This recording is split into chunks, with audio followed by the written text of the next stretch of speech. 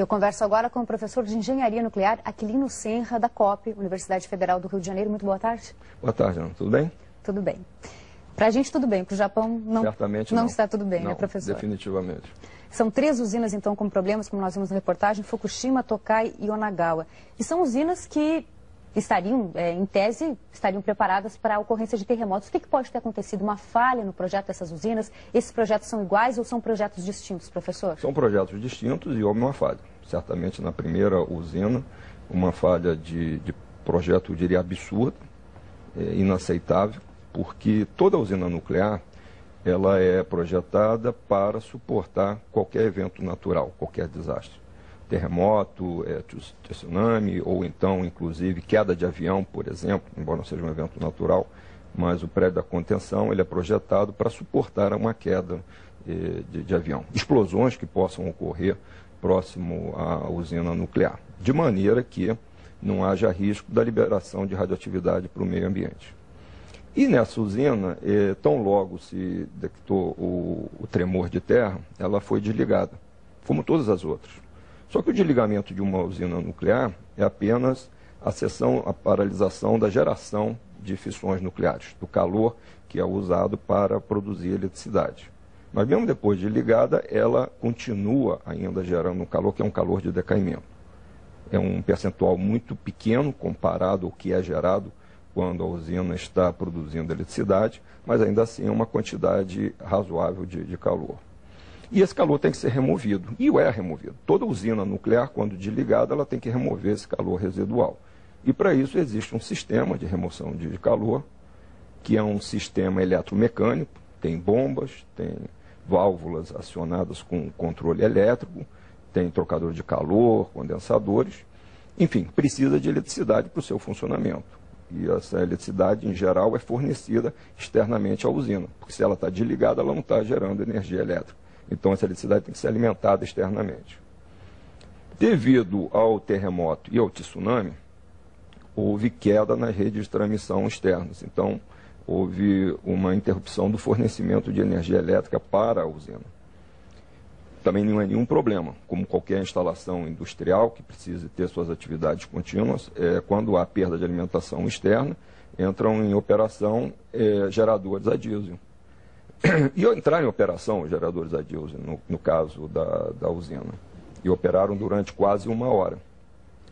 Só que, passado esse tempo, veio uma onda muito grande e inundou os tanques que continham o diesel. Quer dizer, houve uma interrupção no fornecimento de combustível para os geradores diesel. Então, o gerador diesel não pôde gerar energia elétrica para o sistema de remoção de calor residual e, consequentemente, não houve o resfriamento do núcleo. E não havendo resfriamento adequado do núcleo, a temperatura começou a aumentar, e a pressão também, e começou a haver necessidade de fazer a liberação controlada de gases que existem dentro do núcleo. Vapor d'água, gases de fissão e também hidrogênio que foi liberado para um segundo prédio da contenção. Essa usina ela é diferente, por exemplo, das usinas que nós temos aqui no país, em Angra 1 e Angra 2. São projetos totalmente distintos, não só na sua estrutura de funcionamento, como também nas suas barreiras de contenção contra a liberação de radioatividade no meio ambiente.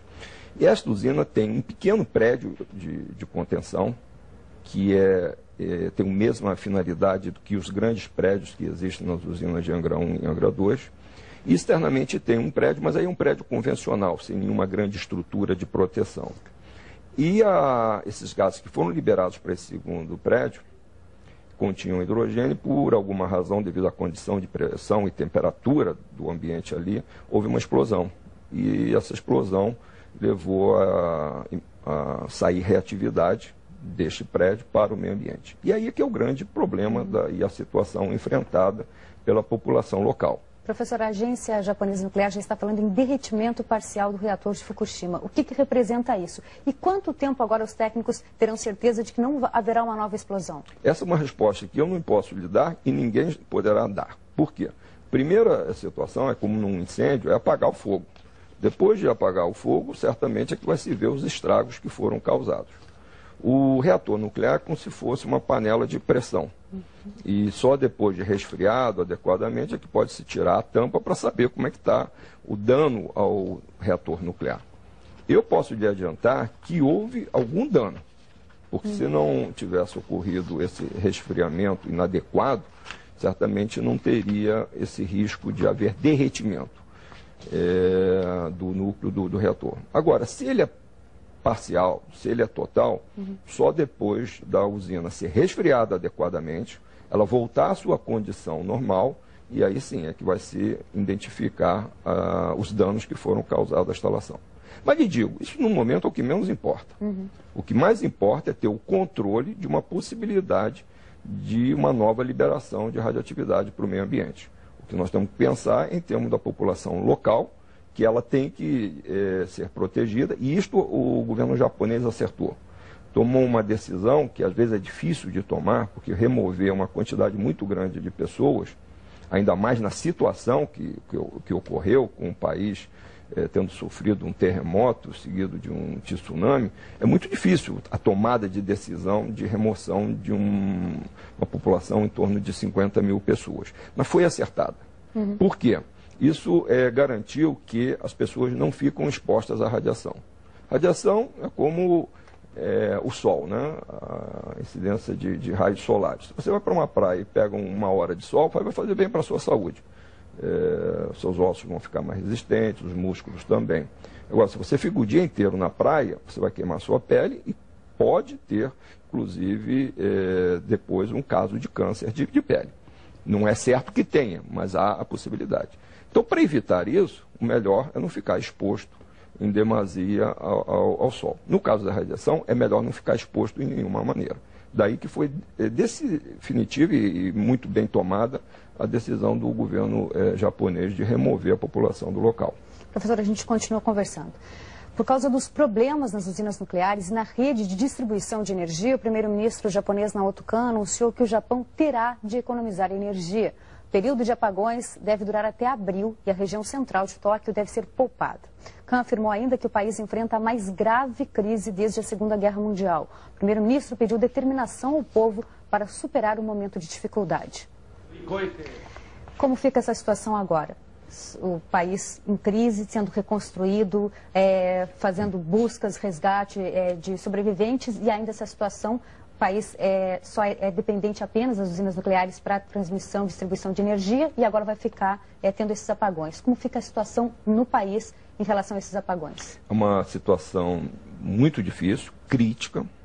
Evidentemente, houve uma catástrofe, são eventos inesperados, embora a sociedade japonesa ela seja muito bem preparada para problemas de terremoto.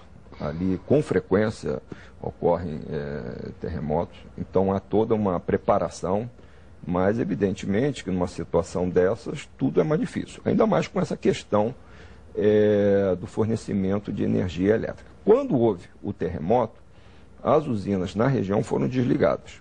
Hoje, no Japão, existem 54 usinas nucleares, que respondem aproximadamente por 30% da energia elétrica gerada no país. Então, a grosso modo, eu posso lhe dizer que 15% do fornecimento de energia elétrica foi prejudicado. E dificilmente vai ser retomado enquanto não houver uma estabilidade na situação. E aí haverá perda. Por exemplo, essa usina, independente de a gente, no momento, poder afirmar se houve derretimento ou não do núcleo do reator, ela dificilmente voltará a operar. Isso aí, vamos dizer assim, uma hipótese minha, mas por tudo que eu acompanhei do evento. Então já é uma perda significativa na geração. O Japão não vai poder abrir mão da opção nuclear. É um país sem recursos hídricos para geração hidrelétrica, sem carvão, então, por exemplo. Então, vai importar agora da Rússia, mas vai ficar dependente temporariamente. Então, a opção nuclear certamente será mantida. Mas quero dizer, o evento que ocorreu de nada tem a ver com a questão nuclear. Imagine você faltar combustível para um gerador que deveria ter entrado em operação numa emergência. Uma coisa que eu comprar um carro moderno, com tudo que tem direito, e chegar na estrada não ter gasolina para o carro andar. Então é um exemplo que deve ser, primeiro, analisado, verificado e tirado lições. Porque hoje no mundo nós temos 440 usinas nucleares em operação. E acho que é importante tirar lições deste acidente e mudar alguns projetos existentes de maneira que não se reproduza o mesmo acidente em usinas que estão em operação. Professor, rapidamente para a gente encerrar, como o senhor avalia a decisão de usar água do mar para resfriar os reatores nucleares? Tinha que ser feito isso. É como apagar fogo, você tem que usar todos os recursos que tem. Se faltou água no hidrante, tem que buscar no rio mais próximo, onde tiver, para atacar. Então a decisão é correta e é um procedimento normal.